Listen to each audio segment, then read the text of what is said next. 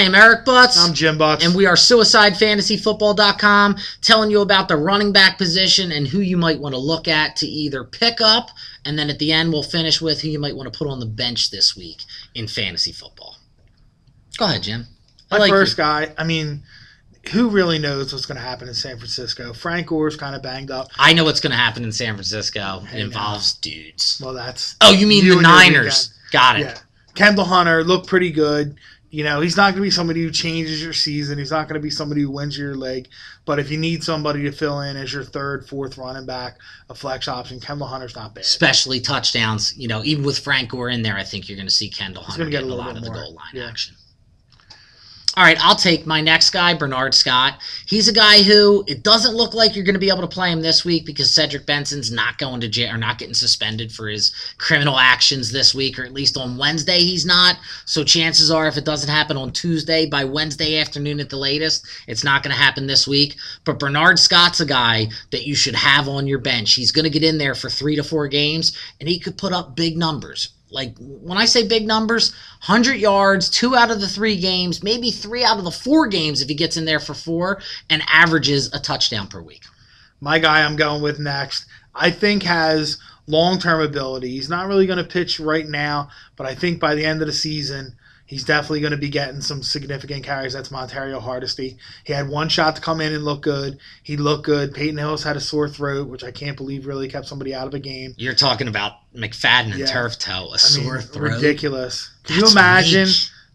I can't even go into it. But Montario Hardesty looked good. He got a shot. He proved that he can at least be an NFL running back.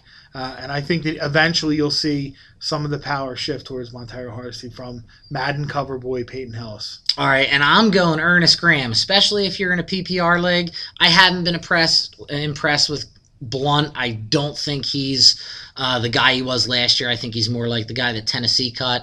And especially if you get points per reception, he's going to average 4 or 5 catches each game. And then besides that, I think you're going to see him get more of the carries as well. Lastly, the guy that I'm looking at is Chester Taylor. He's a veteran. He's been in the league for a while. The Cardinals want to win. He's never done anything. Dude, what do you mean never done nothing? He had great seasons with the Ravens. He had good seasons with the Vikings. He's a solid NFL player. Look, again, he's not going to win your league, but if you need a third running back, he's going to put up decent points. I say Alfonso Smith over Chester Taylor. If you're in a long-term keeper league, maybe Alfonso Smith. Would he get 1 carry last week? You're all over him?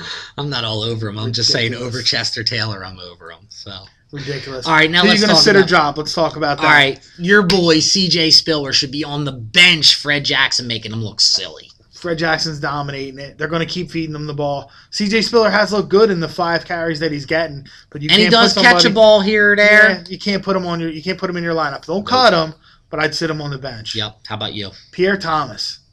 He's owned in like 80 leagues. I wouldn't even have him. I really think there's better options out there. I'd cut him straight from there. They've shown already that they're giving Ingram the goal line carries. I'm still They're throwing the ball. They're throwing the ball to Darren Sproles. So I mean, you can't use 3 wide receivers and 3 running backs from one team, no matter how good the offense is with Drew Brees there. I might have been wrong when I said Pierre Thomas is going to end up leading the team in rushing, but I'm still saying don't cut him. Just put him on the bench. There you go. All right, and now a guy who I am saying cut, Marion Barber. Be done with it. Matt Forte is a stud. Even though Martz doesn't like him, he's proven to be the guy that they thought he was a couple of years ago. And I think Marion Barber's just a bust. Yeah. My guy to cut would be Cadillac Williams. Cut him? He did a little bit, not great. Steven Jackson's back.